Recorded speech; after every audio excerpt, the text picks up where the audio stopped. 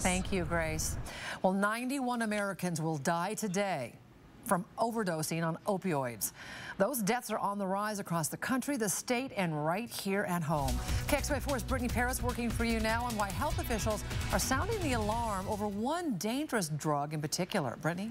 Nadine, fentanyl is a fast-acting and powerful synthetic opioid. It's 50 to 100 times more potent than morphine and 30 to 50 times stronger than heroin. And when it's bought on the street or internet, which seems to be the case in most deaths, you really have no way of knowing the amount you're taking.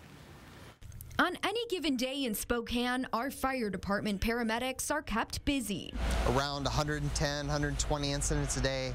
Several of those on a daily basis are related to overdoses. That opioid epidemic is only getting bigger. Over the past year, we've seen an increase in the abuse of opioids, specifically in this case with fentanyl. An investigation by several Washington state agencies released today found at least 70 people died from fentanyl in 2016. We should all be concerned about this because fentanyl and related drugs can lead to an explosive increase in overdoses, as has been seen. The investigation shows fentanyl-related deaths roughly doubled from 2015 to 2016, though it's hard to compare the numbers because the state toxicology lab changed its testing protocols for fentanyl in mid-2016 so they could detect smaller amounts. You know, this is an emergent issue. We're still learning how to document it. We're still learning how to talk about it and how to categorize it. State health officials are now implementing an opiate response plan with 3 primary strategies. First, preventing opiate misuse and abuse,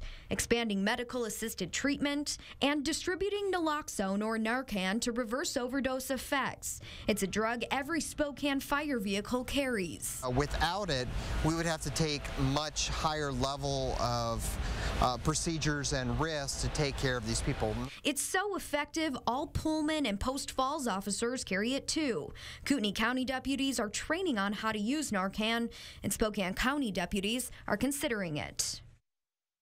And Nadine, the Spokane Police Department has no plans to have their officers carry Narcan, but you can get it without a prescription at several pharmacies in the city. For that list and other resources for people with opiate abuse disorder, head to KXLY.com. In studio tonight, I'm Brittany Paris, KXLY 4 News. Wow, thanks a lot, Brittany.